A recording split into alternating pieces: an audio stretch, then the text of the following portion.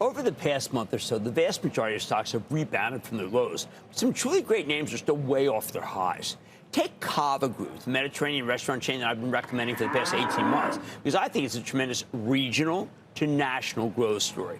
Now, I started pushing Cava in November of 2023. At that point, the stock was in the low 30s and ended up being one of our biggest winners last year, rallying to a high of 172 and change before cooling off a bit in the end of the year. Now, that actually, the pullback was probably healthy. Stock had gotten pretty overheated. At the highs, it was selling for more than 300 times earnings. Since then, it's cooled off rapidly, dropping to $70 at its low on April 7th, before rebounding to 96 and change today.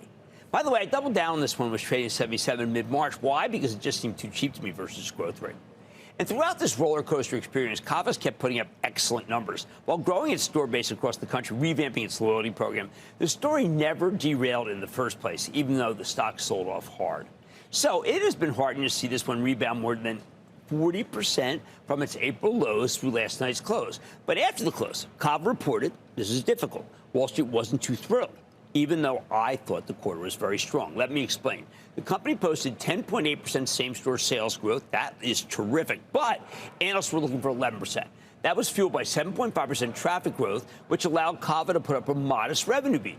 But the margins were so much stronger than expected that these guys were able to grow earnings before depreciation, interest, taxes, and amortization by 35% year over year. And Cava earned 22 cents per share when Wall Street was only looking for 14 cents. Holy cow.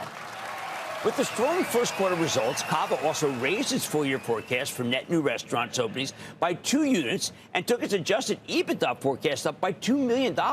And the company reiterated its guidance, calling for same restaurant sales growth of 6 to 8% and a restaurant-level profit margin of 24.8 to 25.2%. Not bad.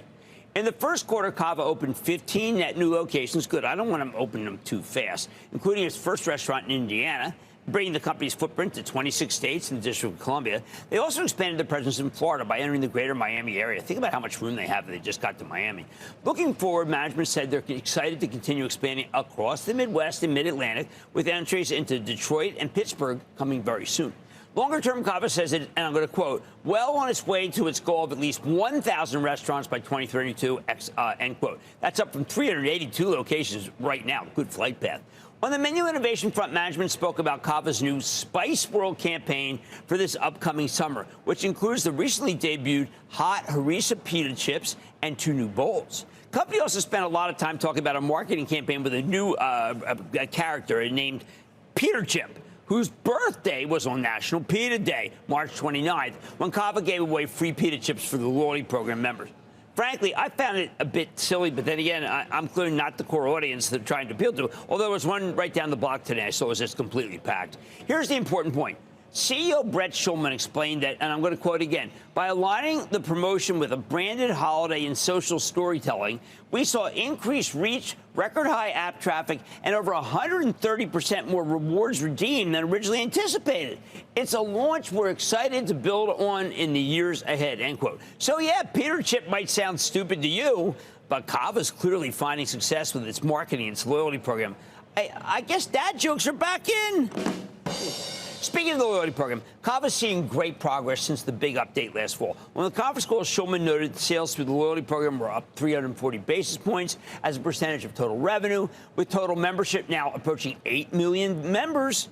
Later this year, Cava plans to roll out the next phase of the program. It's going to be a new tiered structure designed to further tailor benefits to guest preferences and enhance long-term engagement. This all sounds great to me, and you certainly can't argue against the results so far. Meanwhile, all of the coverage from sell-side analysts was universally positive, a couple of them even raising the price targets overnight.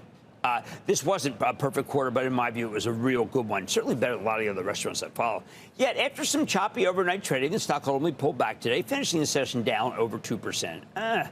Frankly, I'm actually not that worried about that decline. I think the small pullback today simply reflects the combination of the stock's big run going into the quarter and the fact that expectations for Cava are still pretty darn high after its incredible outperformance last year. For example, the company raised its full-year adjusted EBITDA outlook by $2 million to a new range of $152 to $159 million, which is good, right?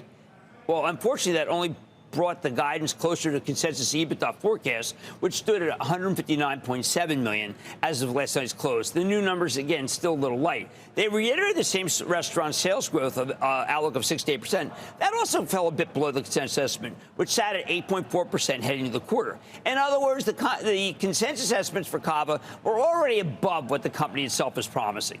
Those aren't weak numbers, people. Cava will be going up against some tough comparisons in the future, though. I remain in the same place on this one. I view Cava as a long-term growth play, or what's known as a compounder on Wall Street. We like those, which grows and grows steadily over a long period of time. Even after the stock's big pullback from its highs, this isn't a value play by any stretch of the imagination, as Cava still sells for north of 150 times earnings. Nobody says it's cheap. These great growers don't come cheap. I just think it's a situation where the scale of the opportunity is much, much larger than Cava's current $11 billion market capitalization. That's another way to look at it, the opportunity versus what it's valued at. So I am not worried about the negative reaction today. And if you don't yet own this stock, you might want to use this pullback on strong results as a chance to do some buying. I do have one caveat, though. Because Cava is a high multiple price earnings multiple name, its stock will do very poorly if we get another big what's known as risk-off market environment. It's a term I don't like, but it means that investors want to shy away from risky stocks. And that's what we saw, say, from February through mid-April. But the bottom line, even if the market rolls over and Cava pulls back again, then I once again view that as an opportunity to build a position, just like when I told you to buy the stock back at 77 in April.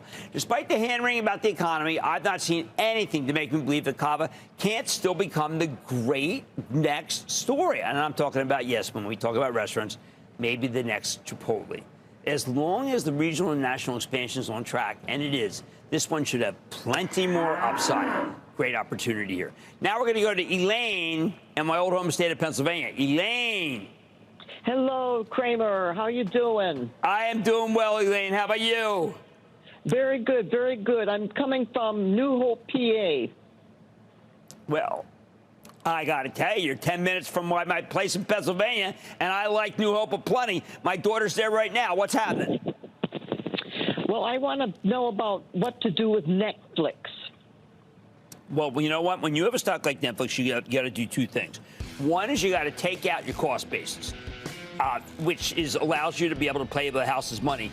And two is forget about it. Let it run. Once you take out your cost basis, what happens? You can't lose money. And that's the way you invest in this country. If the market does pull back anytime soon, I'd use an opportunity to pick up some shares of Cava. Okay, it's not cheap, but it's never going to be really cheap. I view this one as the next great growth story in the restaurant industry, Mediterranean food. Chipotle at one point was like this. Let's keep focused on this one. Much more Mad Money ahead, including my exclusive on the state of the macro and more with Republic Services top brass. Then, what should we be taking away from the recent season of the stock market? I'm giving you some stocks to keep an eye on as tariffs continue to affect the tape. And all your calls rapid fire in tonight's edition of the Lightning Round. So stay with Cramer.